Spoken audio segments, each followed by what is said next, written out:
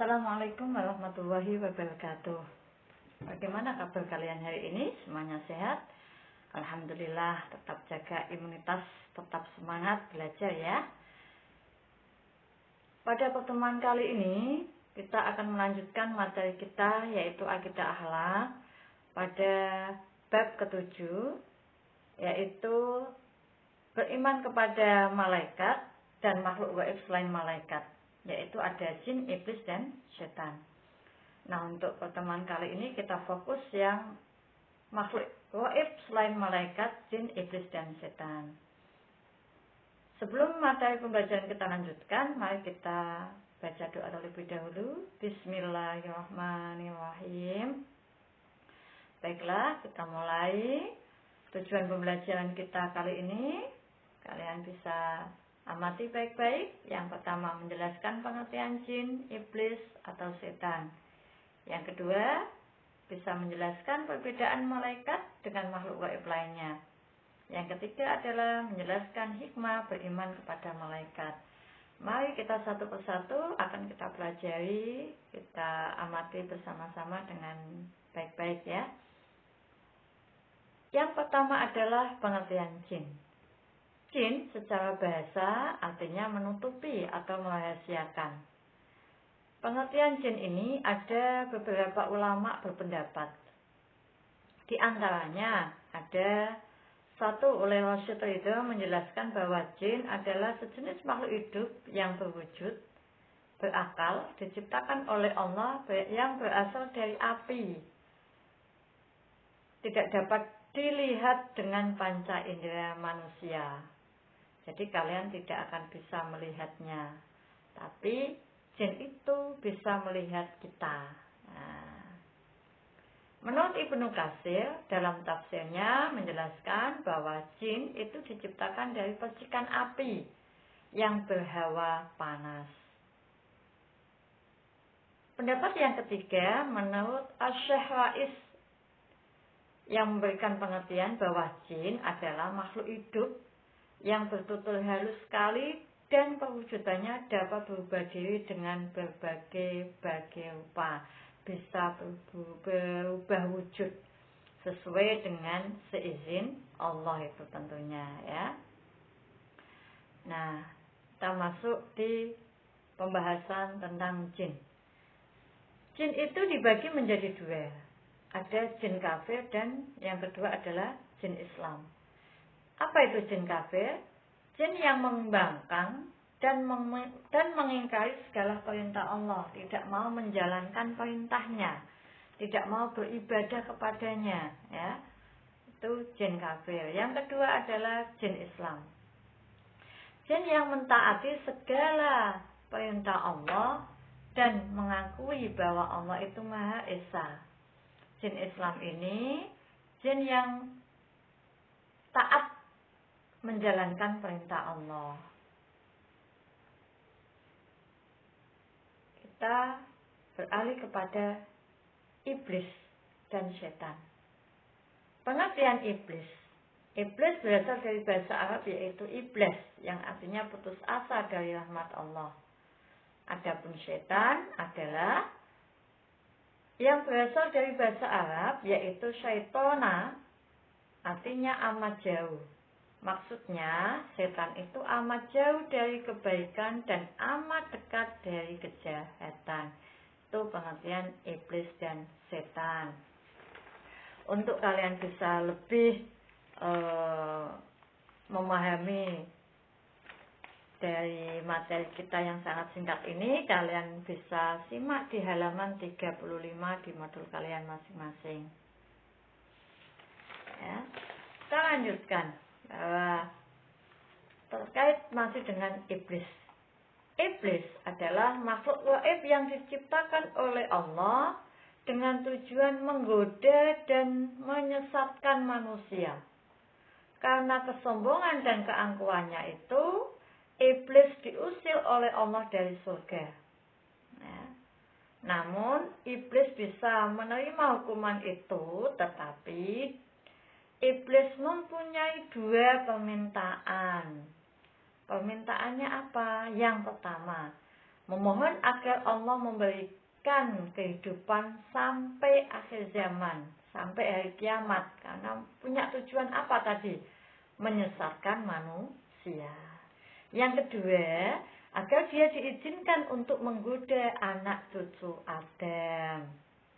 Nah, itu permintaan iblis yang memang dikabulkan oleh Allah. Akhirnya apa? Kita sebagai manusia, cucu Adam, ya, kita itu siap-siap untuk digoda oleh setan. Maka kita harus bisa bagaimana tidak tergoda oleh setan dan iblis, yaitu tetap menjalankan perintah Allah dengan selalu beribadah, dan termasuk belajar menambah ilmu ini salah satu cara agar kita itu bisa tergoda dari godaan setan.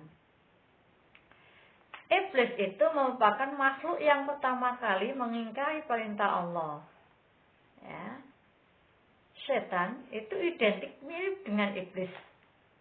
Dengan menyandang nama setan itu, dia tidak hanya membangkang terhadap perintah Allah sebagaimana yang dilakukan iblis, tetapi juga menggoda manusia. Jadi lebih jahat, ya, lebih jahat dari iblis, yaitu setan. Nah, itu tujuan pembelajaran kita yang kedua. Pembelajaran kita yaitu perbedaan malaikat dengan makhluk gaib yang lainnya. Kalau di bab yang pertemuan kita yang kemarin sudah membahas tentang apa itu malaikat, ya. Kali ini kita akan membandingkan malaikat dengan makhluk gaib yang lainnya, yaitu ada jin dan ada iblis atau setan tadi. Ya. Perbedaannya dilihat dari jenis kejadiannya. Malaikat itu diciptakan dari nur atau cahaya, sedangkan jin diciptakan dari nyala api. Adapun setan diciptakan dari api. Itu dilihat dari jenis kejadian penciptaannya. Yang kedua, kalau dilihat dari ketaatannya kepada Allah, maka perbedaannya malaikat itu selalu taat, senantiasa beribadah kepada Allah. Jin ada yang taat dan ada yang tidak. Tadi ada yang kafir, ada yang Islam. Adapun iblis dan setan tidak pernah taat, bahkan tidak ada yang taat. Nah, kalau dilihat dari sifat-sifatnya, banyak sekali ya. Kalau kemarin kalian sudah pelajari tentang sifat malaikat. Malaikat itu tidak dapat dilihat, makhluk gaib, oleh panca indera manusia. Tidak memiliki nafsu, senantiasa bertasbih, tidak pernah sombong, tidak berjenis kelamin, ya. Dan selalu bersujud kepada Allah, mendoakan, ya. Malaikat itu selalu mendoakan orang-orang yang selalu beribadah. Dan banyak sekali yang kemarin kita sudah pelajari tentang sifat-sifat malaikat. Adapun jin, dilihat dari sifatnya tidak dapat dilihat, ya, sama panca indera, ya, diciptakan agar beribadah kepada Allah. Namun tadi ada yang membangkang. Iblis dan setan tidak dapat dilihat oleh panca indera manusia. Bahwa iblis diciptakan agar menyembah kepada Allah, namun mereka ingkar atau membangkang, tidak mau. Selalu menggoda manusia agar tidak taat kepada Allah, selalu bersifat sombong, dan tidak mati sebelum datangnya hari kiamat. Itu beberapa perbedaan antara malaikat dan makhluk gaib. Selain malaikat ada jin dan iblis. Baik anak-anak, kita lanjutkan yang ketiga, yaitu hikmah beriman kepada malaikat Allah dan makhluk gaib lainnya. Dapat kalian amati dalam modul kalian halaman 37, ya. Dalam hal ini yang kita jelaskan bahwa ada beberapa hikmah kepada malaikat dan makhluk gaib lainnya. Di antaranya kita akan dapat mempertebal keimanan dan ketakwaan kita kepada Allah. Yang kedua, kita akan selalu bersyukur kepada Allah atas perhatiannya terhadap manusia, sehingga memberi tugas kepada malaikat itu untuk mengawasi, ya, mencatat amal-amal dan berbagai kemaslahatan lainnya.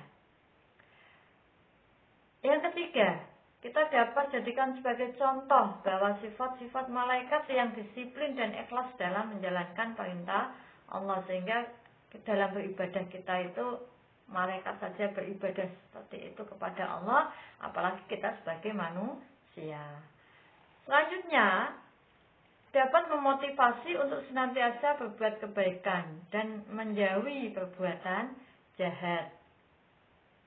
Kita akan lebih hati-hati dan waspada, sebab musuh yang nyata bagi manusia akan selalu menjerumuskan ke jurang kesesatan, yaitu bahwa kita ingat bahwa ada setan di belakang kita yang selalu menggoda kita untuk kita itu ketika melakukan kebaikan, setan itu tidak akan senang, ya, karena memang tugasnya menggoda. Dan yang terakhir adalah hikmahnya, kita selalu berjalan di jalan Allah, jangan sampai kita itu mengikuti jejak-jejak setan yang terkutuk tadi.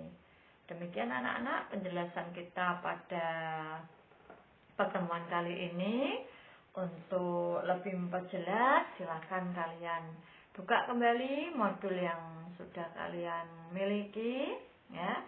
Jangan lupa selalu dibaca, ya.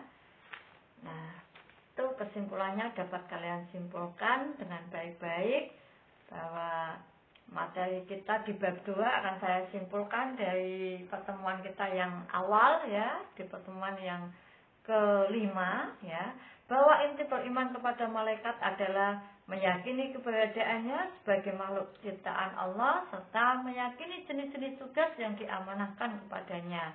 Keyakinan tersebut dibuktikan dengan perbuatan sehari-hari.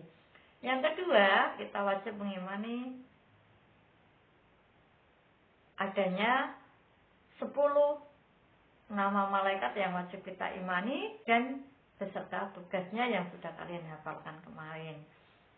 Yang ketiga, bahwa ada makhluk gaib selain malaikat, yaitu ada jin, ada iblis, dan syaitan. Demikian anak-anak pertemuan kita kali ini, semoga bermanfaat, dan mari kita akhiri dengan bacaan hamdalah. Pada pertemuan yang akan datang, kalian persiapkan, karena materi kita ini sudah selesai, maka pertemuan kita yang akan datang kita melaksanakan latihan uji kompetensi, ya. Itu kalian siapkan nanti. Mari kita tutup dengan bacaan hamdalah bersama-sama. Alhamdulillahirabbil alamin.